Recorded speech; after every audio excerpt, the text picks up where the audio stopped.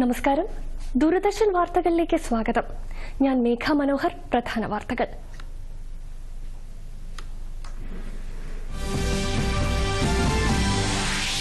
മാറിക്കൊണ്ടിരിക്കുന്ന അന്താരാഷ്ട്ര സാഹചര്യങ്ങളിൽ ഇന്ത്യ വിശ്വമിത്രമായി വളരുകയാണെന്ന് പ്രധാനമന്ത്രി. അടുത്ത 25 വർഷത്തേക്കുള്ള വികസന കാഴ്ചപ്പാടുമായാണ് രാജ്യം മുന്നോട്ടു പോകുന്നതെന്നും നരേന്ദ്രമോദി. അയോധ്യയിലെ രാമക്ഷേത്ര പ്രതിഷ്ഠാ ചടങ്ങിൽ കോൺഗ്രസ് പങ്കെടുക്കില്ല. കോൺഗ്രസ് സനാതന ധർമ്മത്തെ വീണ്ടും അപമാനിക്കുകയാണെന്ന് BJP.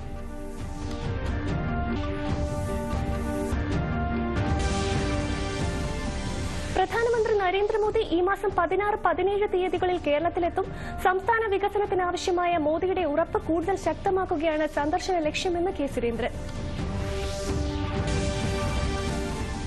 Bishop Raphael Thattil zero Malabar സഭയുടെ പുതിയ മേജർ ആർച്ച് ബിഷപ്പ്. സിനഡിന്റെ തീരുമാനം ദൈവനിയോഗമെന്ന് ബിഷപ്പ്. സ്ഥാനാരോഹണം ഇന്ന് കാക്കനാട് മൌണ്ട് സെന്റ് തോമസിൽ. അധ്യാപകന്റെ കൈപ്പത്തി വെട്ടിയ കേസിലെ 1-ാം പ്രതി സവാദ് റിമാൻഡിൽ. ഭീകരവാദികളെ സഹായിക്കുന്ന നിലപാടാണ് സംസ്ഥാന സർക്കാരിന്റേതെന്ന് ബിജെപി സംസ്ഥാന അധ്യക്ഷൻ കെ സുരേന്ദ്രൻ.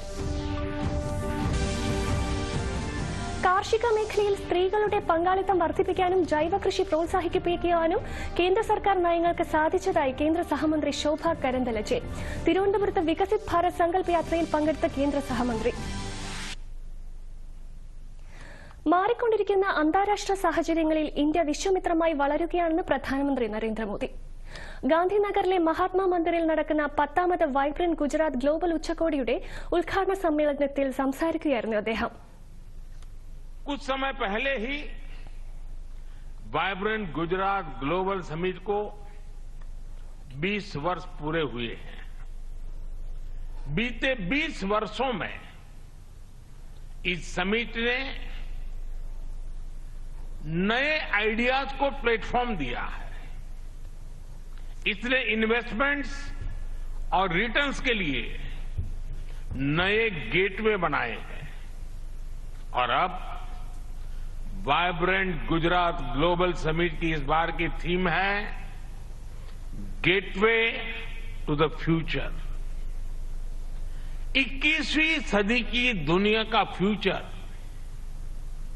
हमारे साझे प्रयासों से ही उज्जवल बनेगा. അടുത്ത 25 വർഷത്തേക്കുള്ള വികസന കാഴ്ചപ്പാടുമായാണ് ഇന്ത്യ മുന്നോട്ടു പോകുന്നതെന്നും പ്രധാനമന്ത്രി പറഞ്ഞു. രാജ്യത്തെ സുസ്ഥിര വ്യവസായങ്ങളുടെ അടിസ്ഥാന സൌകര്യങ്ങൾ, ഹരിത ഊർജ്ജം, സെമി കണ്ടക്ടർ എക്കോസിസ്റ്റം എന്നീ മേഖലകൾ വികസിപ്പിക്കുന്നതിനുള്ള പ്രതിബദ്ധത പ്രധാനമന്ത്രി ആവർത്തിച്ചു. ഇന്ത്യയുടെ സാമ്പത്തിക വളർച്ചയിൽ ആഗോള സ്ഥാപനങ്ങൾ ആവേശത്തിലാണ്.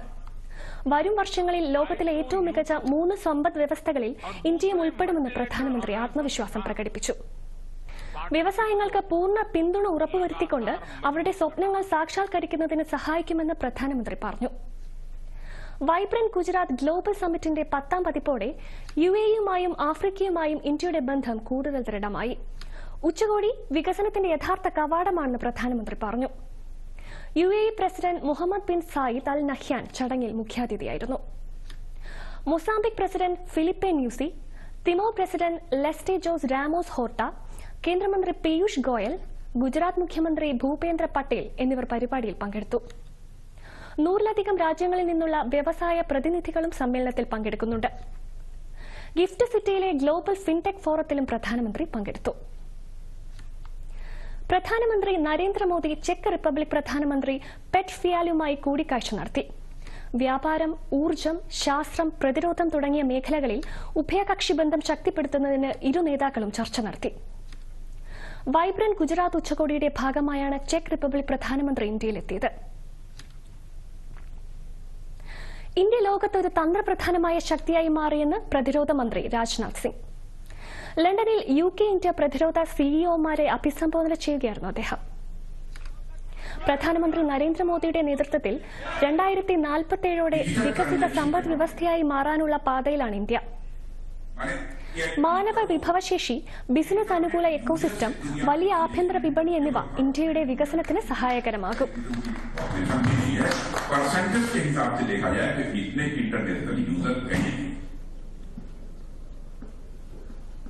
UPI है, जानते हैं आप UPI ऐप के बारे में? हमारा ये यूपीआई ऐप उसको वैश्विक मान्यता प्राप्त हो गई है, सारी दुनिया ने उसको मान्यता दे दी है। आज चाहे फ्रांस हो, चाहे ओमान हो, चाहे बांग्लादेश हो, चाहे नेपाल हो, सभी अब यूपीआई का प्रयोग कर रहे हैं। യുകെയിൽ നിന്നുള്ള നിക്ഷേപ സാങ്കേതിക സഹകരണത്തെ അദ്ദേഹം സ്വാഗതം ചെയ്തു. ബ്രിട്ടനുമായി നവീന സഹകരണ പങ്കാളിത്തമാണ് ഇന്ത്യ ലക്ഷ്യമിടുന്നതെന്നും അദ്ദേഹം പറഞ്ഞു. ബ്രിട്ടീഷ് പ്രതിരോധ മന്ത്രി ഗ്രാൻഡ് ഷാപ്സും ചർച്ചയിൽ പങ്കെടുത്തു. ബ്രിട്ടീഷ് പ്രധാനമന്ത്രി ഋഷി സുനക്, വിദേശകാര്യ സെക്രട്ടറി ഡേവിഡ് കാമറൂൺ എന്നിവരുമായി രാജ്നാഥ് സിംഗ് കൂടിക്കാഴ്ച നടത്തി. അടുത്ത മാസം 13-14 തീയതികളിൽ പ്രധാനമന്ത്രി UAE സന്ദർശിക്കുമെന്ന് കേന്ദ്ര സഹമന്ത്രി വി മുരളീധരൻ. 10ാമത് വൈബ്രന്റ് ഗുജറാത്ത് ഗ്ലോബൽ ഉച്ചകോടിയിൽ പങ്കെടുത്ത് മാധ്യമങ്ങളോട് സംസാരിക്കുകയായിരുന്നു അദ്ദേഹം.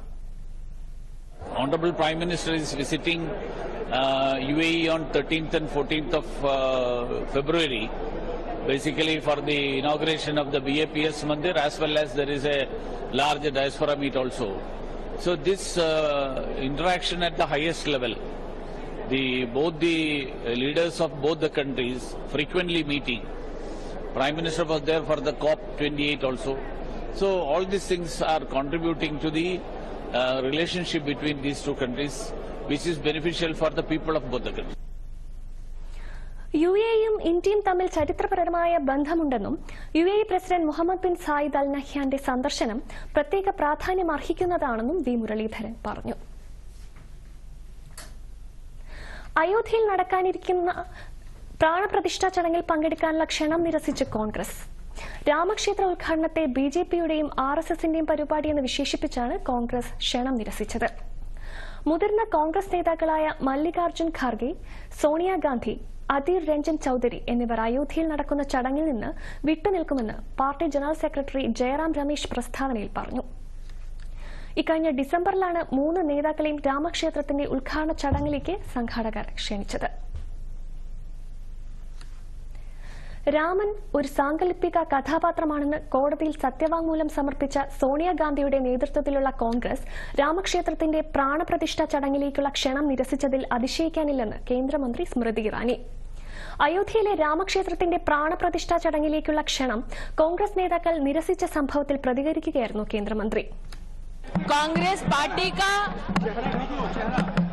प्रभु राम विरोधी चेहरा राष्ट्र के सम्मुख प्रस्तुत हो चुका है। यह आश्चर्य की बात नहीं कि सोनिया जी के नेतृत्व में जिस पार्टी ने कोर्ट में दस्तावेज दिया था कि भगवान राम का कोई अस्तित्व नहीं, उस कांग्रेस पार्टी के नेतृत्व ने पुण्य अयोध्या धाम में राम मंदिर में प्राण प्रतिष्ठा के आमंत्रण को ठुकराया। सभी राम भक्तों के लिए ये क्षण धर्म की दृष्टि से आस्था और സോണിയാഗാന്ധിയുടെയും കോൺഗ്രസിന്റെയും നേതൃത്വത്തിൽ INDI സഖ്യം സനാതനധർമ്മത്തെ വീണ്ടും വീണ്ടും അപമാനിക്കുകയാണെന്നും സ്മൃതി ഇറാനി പറഞ്ഞു.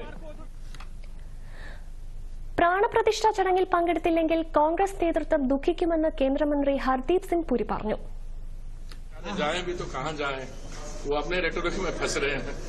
उन्होंने कहा है कि सर ये जो इवेंट है ये BJP और RSS इसको कब्जा कर लिया है। वो कह रहे हैं, उनको कहने दो। सीरियसली क्यों लेते हो उनकी बात? वो खुद पछताएंगे अगर नहीं जाते। छोड़ो। ഹമാസ് റാലിയിൽ പങ്കെടുക്കുന്ന കോൺഗ്രസ് രാമക്ഷേത്രത്തിന്റെ ഉദ്ഘാടനത്തെ അവഗണിക്കുന്നത് ഹൈന്ദവ ജനതയോടുള്ള വെല്ലുവിളിയാണെന്ന് BJP സംസ്ഥാന അധ്യക്ഷൻ കെ സുരേന്ദ്രൻ.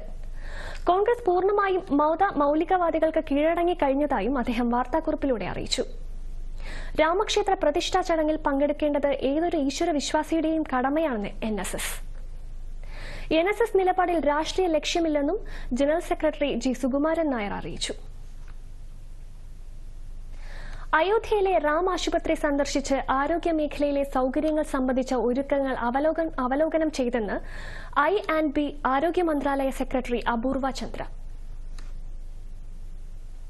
आज मेरा आने का उद्देश्य 2 तरफ से था. एक तो हेल्थ की जो तैयारी है आरोग्य की, तो उसके अंदर हमने यहाँ राम हॉस्पिटल है उसको देखा, और अभी ये मेडिकल कॉलेज है उसे भी मैं देखने जा रहा हूँ कि यहाँ पर अब क्या है, अपेक्षा ये है कि 50,000 से 1 लाख श्रद्धालु आएंगे तो उनकी हेल्थ की, आरोग्य की कैसे व्यवस्था है, उसकी राज्य सरकार की क्या तैयारी है, केंद्र सरकार उन्हें किस तरह से मदद कर सकती है। हमारे ऑल इंडिया इंस्टीट्यूट के भी कुछ डॉक्टर्स यहाँ पर आ रहे हैं, 1 हफ्ते तक यहाँ पर ट्रेनिंग करेंगे लगभग 600 प्रोफेशनल्स को कि किस तरह से मेडिकल रिस्पॉन्स किया जाए। രാമക്ഷേത്രത്തിന്റെ പ്രാണപ്രതിഷ്ഠാ ചടങ്ങിന് മുന്നോടിയായിട്ടായിരുന്നു അദ്ദേഹത്തിന്റെ സന്ദർശനം. രാജ്യത്തുടനീളമുള്ള നിരവധി മാധ്യമപ്രവർത്തകർ എത്തുന്നതിനാൽ മീഡിയ സെന്ററിൽ ക്രമീകരണങ്ങൾ സജ്ജമാക്കുമെന്നും അപൂർവ ചന്ദ്ര പറഞ്ഞു. മഹാരാഷ്ട്രയിൽ ശിവസേന എംഎൽഎമാരുടെ അയോഗ്യതാ തർക്കത്തിൽ ഉദ്ധവ് താക്കറെ വിഭാഗത്തിന് തിരിച്ചടി. തർക്കത്തിൽ ഏക്നാഥ് ഷിൻഡെയുടെ വിഭാഗത്തിലുള്ള എംഎൽഎമാർ അയോഗ്യരല്ലെന്ന് സ്പീക്കർ രാഹുൽ നർവേക്കർ പറഞ്ഞു. രേഖകൾ പ്രകാരം 1999 പാർട്ടി ഭരണഘടനയെ മാത്രമേ പ്രസക്തമായ ഭരണഘടനയായി കണക്കാക്കുവാൻ സാധിക്കുകയുള്ളൂ. 2018 ഭേദഗതി ചെയ്ത പാർട്ടി ഭരണഘടനാ തിരഞ്ഞെടുപ്പ് കമ്മീഷന്റെ രേഖകളിൽ ഉൾപ്പെടാത്തതിനാൽ അത് അസാധുവായി പരിഗണിക്കുമെന്ന് സ്പീക്കർ അഭിപ്രായപ്പെട്ടു. In view of the above evidence and records before me, prima facie indicate that no elections were held in the year 2018, 2013, as well as in the year 2018. However, I, as the Speaker, exercising jurisdiction under the 10th schedule, has a limited jurisdiction and cannot go beyond the record of the ECI. ദേശീയ എക്സിക്യൂട്ടീവിനെയാണ് പരമോന്നത സമിതിയായി ശിവസേനയുടെ ഭരണഘടന കണക്കാക്കുന്നത്. മഹാരാഷ്ട്രയിൽ അയോഗ്യതാ തർക്കത്തിൽ സ്പീക്കറുടെ തീരുമാനം ജനാധിപത്യത്തിന്റെ വിജയമാണെന്ന് മുഖ്യമന്ത്രി ഏക്നാഥ് ഷിൻഡെ. ജനാധിപത്യത്തിൽ ഭൂരിപക്ഷത്തിനാണ് പ്രാധാന്യം. ആർക്കും ഒരു രാഷ്ട്രീയ പാർട്ടിയെ സ്വകാര്യ സ്വത്തായി ഉപയോഗിക്കാൻ കഴിയില്ലെന്ന് ഏക്നാഥ് ഷിൻഡെ പറഞ്ഞു. लोकशाही की जीत हुई है और ये मेरिट पे रिजल्ट दिया हुआ है, क्योंकि मैं पहले से कहता था कि लोकशाही में मेजॉरिटी को बहुत इम्पोर्टेंस होता है और इसलिए आज स्पीकर ने जो फैसला सुनाया है ये लोकशाही में ये डेमोक्रेसी का. എന്നാൽ സ്പീക്കറുടെ തീരുമാനം ജനങ്ങൾ അംഗീകരിക്കില്ലെന്ന് മുൻ മുഖ്യമന്ത്രി ഉദ്ധവ് താക്കറെ പറഞ്ഞു. उन्होंने वो छोड़कर नई अदालत उन्होंने की और सुप्रीम कोर्ट से भी कुछ अलग, या ऐसे उनको लगता है कि इतनी महाशक्ति उनके पीछे कि सुप्रीम कोर्ट भी हमारा कुछ उनका कुछ बिगाड़ नहीं सकती. और ये तो अन्याय नहीं, उनकी समझ के बाहर का ये शायद डिसीजन था. ജനങ്ങളിലേക്ക് ഇറങ്ങി ജനങ്ങൾക്കൊപ്പം നിന്ന് പോരാടുമെന്നും അദ്ദേഹം പ്രതികരിച്ചു. തെരുവ് നായ പ്രശ്നം രമ്യമായി പരിഹരിക്കുമെന്ന് സുപ്രീം കോടതി 2 അംഗ ബെഞ്ച്. കണ്ണൂർ ജില്ലാ പഞ്ചായത്ത് അടക്കം നൽകിയ ഹർജികൾ ഒന്നിച്ചാണ് സുപ്രീം കോടതി പരിഗണിച്ചത്. കേന്ദ്ര നിയമവും സംസ്ഥാനങ്ങളുടെ ചട്ടങ്ങളും പരിശോധിച്ച് ഇക്കാര്യത്തിൽ പരിഹാരം ഉണ്ടാക്കുമെന്നും ജസ്റ്റിസ് JK മഹേശ്വരി അധ്യക്ഷനായ ബെഞ്ച് വ്യക്തമാക്കി. ഹർജി അടുത്ത മാസം 28 മാറ്റി. ഇനി ഇടവേള.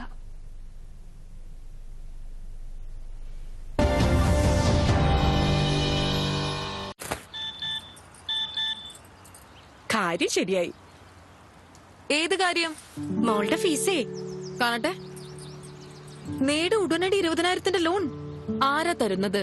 എത്രയാ പലിശ? അംഗീകൃത സ്ഥാപനങ്ങളിൽ നിന്നേ ലോൺ എടുക്കാവൂ. ആവശ്യത്തിനുള്ള വായ്പ മാത്രം. ശരിക്കും പഠിച്ചറിഞ്ഞ്. കാര്യം ശരിയായി. ശമ്പളം അഡ്വാൻസായി അയച്ചിട്ടുണ്ട്. RBI പറയുന്നു ശരിയായ സാമ്പത്തികം, ജീവിതം സുരക്ഷിതം.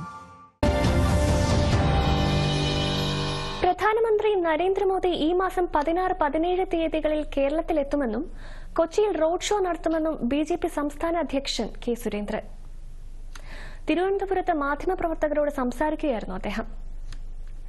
കേരളത്തിന്റെ വികസനത്തിനാവശ്യമായ മോദിയുടെ ഉറപ്പ് കൂടുതൽ ശക്തമാക്കുകയാണ് സന്ദർശനത്തിന്റെ ലക്ഷ്യമെന്നും K. സുരേന്ദ്രൻ പറഞ്ഞു. സംസ്ഥാന മന്ത്രിസഭാ യോഗം ചേർന്നു.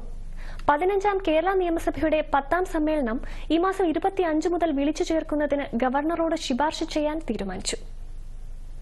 കൊച്ചിൻ യൂണിവേഴ്സിറ്റി ക്യാമ്പസിൽ കഴിഞ്ഞ വർഷം നവംബർ 25-ന് ടെക് ഫെസ്റ്റിനിടെ ഉണ്ടായ അപകടത്തിൽ മരണമടഞ്ഞ 4 പേരുടെ കുടുംബങ്ങൾക്ക് 5 ലക്ഷം രൂപ വീതം മുഖ്യമന്ത്രിയുടെ ദുരിതാശ്വാസ നിധിയിൽ നിന്ന് അനുവദിക്കാൻ തീരുമാനിച്ചു. റിപ്പബ്ലിക് ദിനാഘോഷത്തോടനുബന്ധിച്ച് വിവിധ സേനാ വിഭാഗങ്ങൾ നടത്തുന്ന പരേഡുകളിൽ തിരുവനന്തപുരത്ത് ഗവർണറും ജില്ലാ കേന്ദ്രങ്ങളിൽ മന്ത്രിമാരും അഭിവാദ്യം സ്വീകരിക്കും. ശുചിത്വ മിഷൻ എക്സിക്യൂട്ടീവ് ഡയറക്ടറായി റിട്ടയർ IAS ഉദ്യോഗസ്ഥൻ UV ജോസിനെ നിയമിക്കാനും മന്ത്രിസഭാ യോഗത്തിൽ തീരുമാനമായി. ഫോറൻസിക് പരിശോധനകൾ വേഗത്തിലാക്കുന്നതിന് ഫോറൻസിക് സയൻസ് ലബോറട്ടറിയിൽ 28 സയന്റിഫിക് ഓഫീസർ തസ്തിക സൃഷ്ടിക്കാൻ മന്ത്രിസഭാ യോഗം തീരുമാനിച്ചു. ലോകബാങ്കിന്റെ സഹായത്തോടെ കാർഷിക കാലാവസ്ഥാ പ്രതിരോധ പദ്ധതി നടപ്പാക്കാനും യോഗം തീരുമാനിച്ചു. തനിക്കെതിരെ ഇപ്പോൾ നടക്കുന്നത് പ്രതിഷേധമല്ല, ക്രിമിനൽ പ്രവർത്തനമാണെന്ന് ഗവർണർ ആരിഫ് മുഹമ്മദ് ഖാൻ. പൊന്നാനി എരമംഗലത്ത് SFI പ്രവർത്തകരുടെ കരിങ്കൊടി പ്രതിഷേധത്തിന് ശേഷം മാധ്യമപ്രവർത്തകരോട് സംസാരിക്കുകയായിരുന്നു അദ്ദേഹം. I have already said whatever I had to say, and I have just now spoken. They have forgotten that they have been elected by the people to run the government of the state. They are on the, because of their old habits, and they are used to, we know so much. Everybody knows here the violence in which they have indulged in the past. So there is nothing new about it, and I do not want to give them much importance. നടത്തുന്നവരെ criminal എന്ന് തന്നെയാണ് വിളിക്കുക. ഗവർണറുടെ വാഹനത്തെ ഇടിക്കുന്നത് പ്രതിഷേധമായി കാണാനാകില്ലെന്നും ആരിഫ് മുഹമ്മദ് ഖാൻ പറഞ്ഞു. PT Mohanakrishnan സ്മാരക പുരസ്കാര വിതരണത്തിന് പൊന്നാനി എരമംഗലത്തെത്തിയ ഗവർണർ ആരിഫ് മുഹമ്മദ് ഖാനെതിരെ പ്രതിഷേധിച്ച 25 SFI പ്രവർത്തകരെ അറസ്റ്റ് ചെയ്തു. ഗവർണർ പങ്കെടുത്ത വേദിക്ക് 100 മീറ്റർ അകലെയായിരുന്നു 50ഓളം വരുന്ന പ്രവർത്തകർ കരിങ്കൊടിയുമായി എത്തിയത്. അറസ്റ്റ് ചെയ്ത പ്രവർത്തകരെ പിന്നീട് ജാമ്യത്തിൽ വിട്ടയച്ചു. നിരവധി പുതിയ പദ്ധതികൾ ആരംഭിക്കുന്നതോടെ ഇന്ത്യയിലെ പ്രധാന IT ഹബ്ബായി തിരുവനന്തപുരം ടെക്നോ പാർക്ക് മാറുമെന്ന് മുഖ്യമന്ത്രി Pinarayi Vijayan. Techno park phase 3ൽ നയാഗ്ര ഓഫീസ് സമുച്ചയം ഉദ്ഘാടനം ചെയ്യുകയായിരുന്നു അദ്ദേഹം. IT രംഗത്ത് അഭിമാനകരമായ നേട്ടമാണ് കേരളം കരസ്ഥമാക്കിയത്. കഴിഞ്ഞ വർഷങ്ങളിൽ പല വിധത്തിലുള്ള വെല്ലുവിളികളാണ് നമ്മുടെ നാടിന് തന്നെ നേരിടേണ്ടി വന്നിരുന്നത്. അതെല്ലാം അതിജീവിച്ചുകൊണ്ടാണ് നമ്മളും മുന്നേറിയിട്ടുള്ളത്. ഈ അതിജീവനങ്ങൾ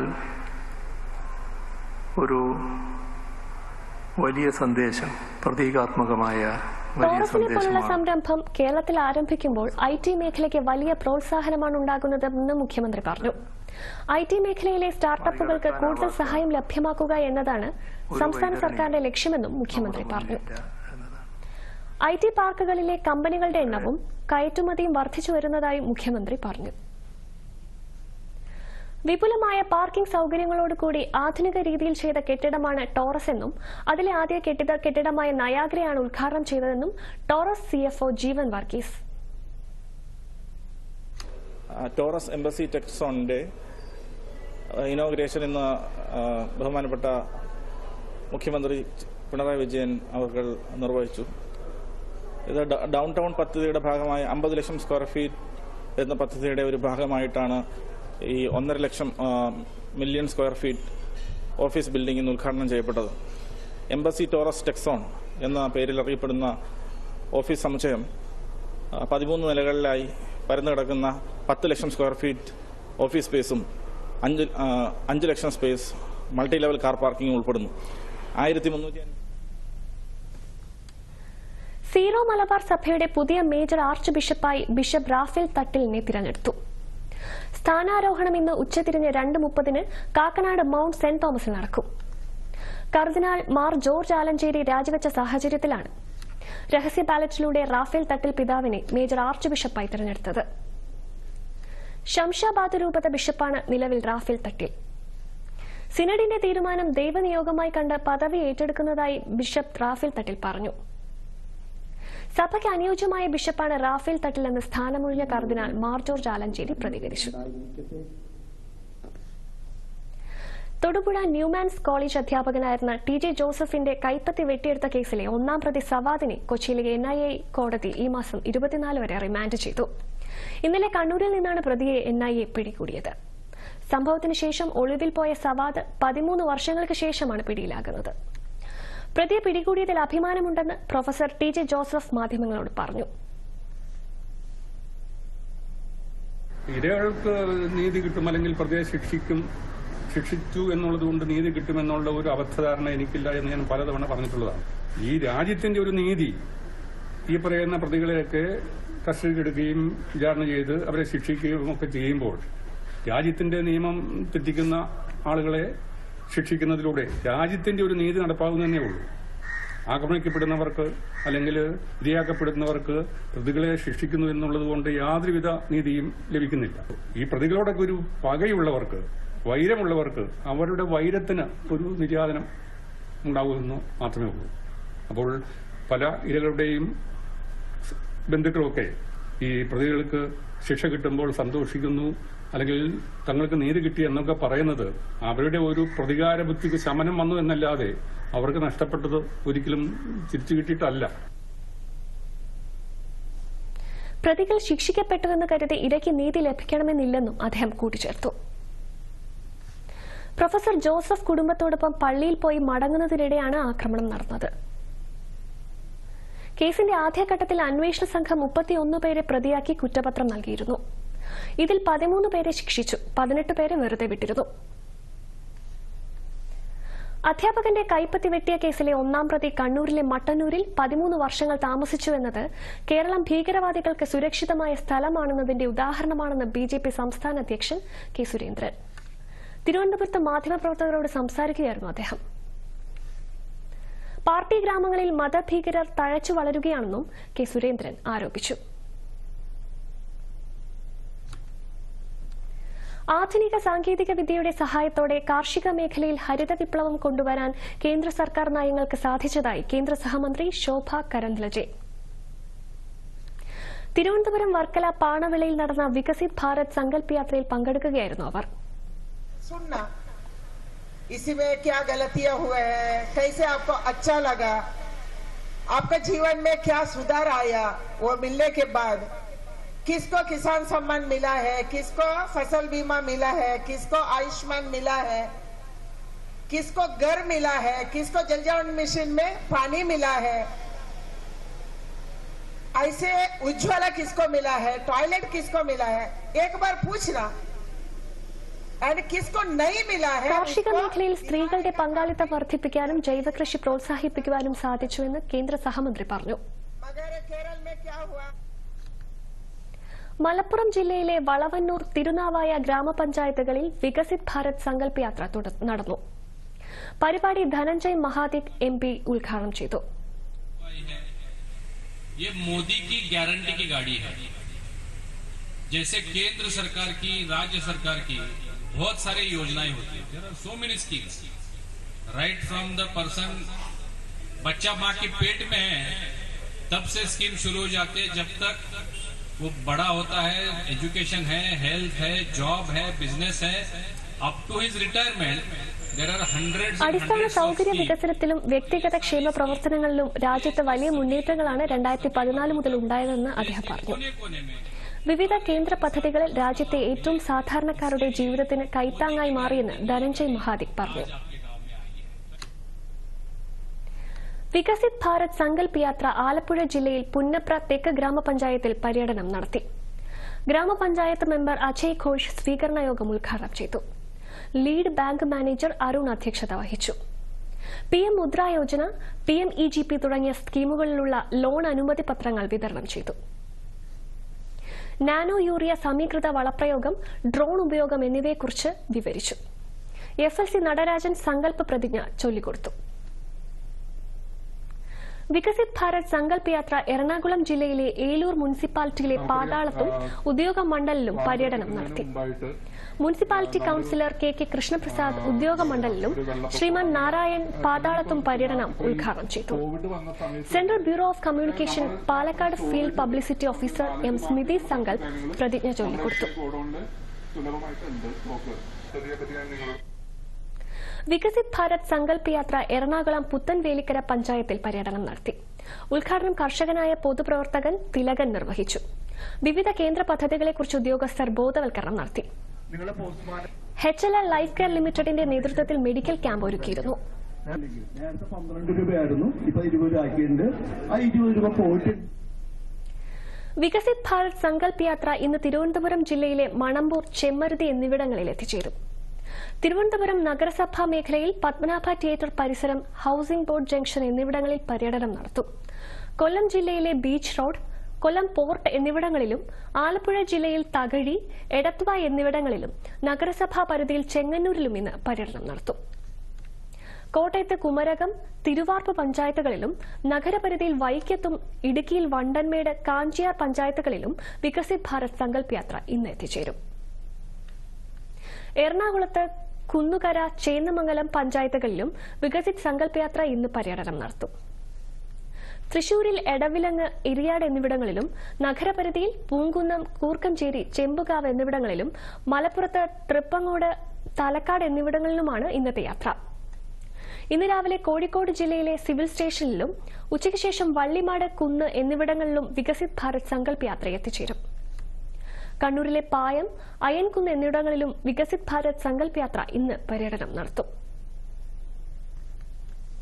പ്രസിദ്ധമായ ആർത്തുങ്കൽ സെയിന്റ് ആൻഡ്രൂസ് ബസിലിക്കയിൽ വിശുദ്ധ സെബസ്ത്യാനോസിന്റെ 378ാമത് മകരം തിരുനാളിന് കൊടിയേറി. ഇന്നലെ വൈകിട്ട് 4 മണിയോടെ പാലായിൽ നിന്നെത്തിച്ച തിരുനാൾ പതാക ബസിലിക്കയിൽ റെക്ടർ ഡോക്ടർ യേശുദാസ് കാട്ടുങ്കത്തയിൽ ഏറ്റുവാങ്ങി. ആലപ്പുഴ രൂപതാ bishop doctor James Raphael Anaparambil കൊടിയേറ്റ് കർമ്മം നിർവഹിച്ചു. കൊടിയേറ്റിന് ശേഷം നടന്ന പൊന്തിഫിക്കൽ ദിവ്യബലിക്ക് കണ്ണൂർ രൂപതാ ബിഷപ്പ് അലക്സ് വടക്കുംതല മുഖ്യ കാർമ്മികത്വം വഹിച്ചു. തിരുനാളിന്റെ സുഗമമായ നടത്തിപ്പിനായി എല്ലാ തയ്യാറെടുപ്പുകളും നടത്തിയിട്ടുണ്ടെന്ന് പള്ളി കമ്മിറ്റി അറിയിച്ചു.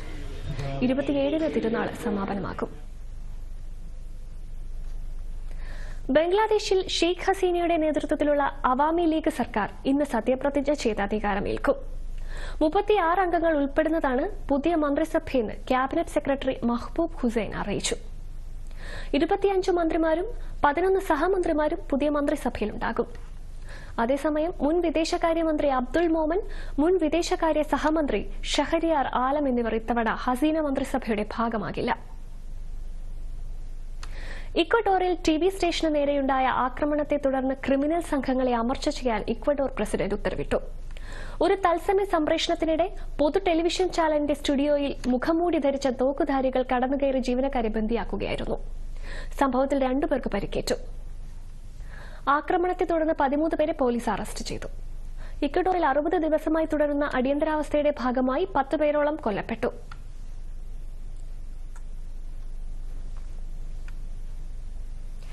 ഇന്ത്യ അഫ്ഗാനിസ്ഥാൻ T20 പരമ്പരയ്ക്ക് ഇന്ന് തുടക്കം. രാത്രി 7 മണിക്ക് മൊഹാലിയിലാണ് മത്സരം. ജൂണിൽ 2020 ലോകകപ്പ് നടക്കാനിരിക്കെ ഇരു ടീമുകൾക്കും ഈ പരമ്പര നിർണായകമാണ്. സൂപ്പർ കപ്പിൽ കേരള ബ്ലാസ്റ്റേഴ്സിന് തകർപ്പൻ ജയം. ഇന്നലെ നടന്ന മത്സരത്തിൽ ഷില്ലോങ് ലജോങ്ങിനെ 1-നെതിരെ 3 ഗോളുകൾക്കാണ് കേരള ബ്ലാസ്റ്റേഴ്സ് പരാജയപ്പെടുത്തിയത്. കേരളത്തിനു വേണ്ടി ക്വാമി പെപ്ര ഇരട്ട ഗോളുകൾ നേടിയപ്പോൾ മുഹമ്മദ് ഐബൻ 1 ഗോൾ നേടി. റനാൻ പൌളിനോയാണ് ഷില്ലോങ് ലജോങ്ങിനു വേണ്ടി ആശ്വാസ ഗോൾ നേടിയത്. പ്രധാന വാർത്തകൾ വീണ്ടും.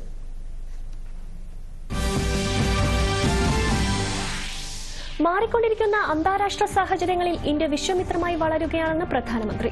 അടുത്ത 25 വർഷത്തേക്കുള്ള വികസന കാഴ്ചപ്പാടുമായാണ് രാജ്യം മുന്നോട്ടു പോകുന്നതെന്നും നരേന്ദ്രമോദി. അയോധ്യയിലെ രാമക്ഷേത്ര പ്രതിഷ്ഠാ ചടങ്ങിൽ കോൺഗ്രസ് പങ്കെടുക്കില്ല. കോൺഗ്രസ് സനാതന ധർമ്മത്തെ വീണ്ടും അപമാനിക്കുകയാണെന്ന് BJP.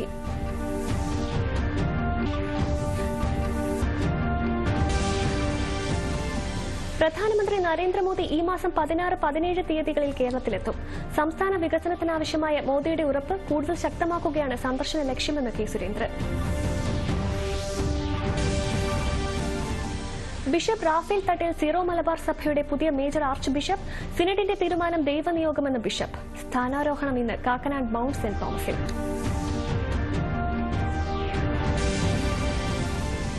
അധ്യാപകന്റെ കൈപ്പത്തി വെട്ടിയ കേസിലെ 1-ാം പ്രതി സവാദ് റിമാൻഡിൽ. ഭീകരവാദികളെ സഹായിക്കുന്ന നിലപാടാണ് സംസ്ഥാന സർക്കാരിന്റേതെന്ന് BJP സംസ്ഥാന അധ്യക്ഷൻ കെ സുരേന്ദ്രൻ.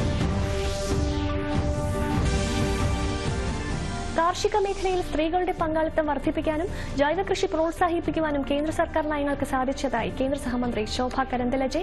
തിരുവനന്തപുരത്ത് വികസിത് ഭാരത് സങ്കല്പ് യാത്രയിൽ പങ്കെടുത്ത കേന്ദ്ര സഹമന്ത്രി. ഈ വാർത്താ ബുള്ളറ്റിൻ കഴിഞ്ഞു. ദൂരദർശൻ വാർത്തകൾ കേരള DD ന്യൂസ്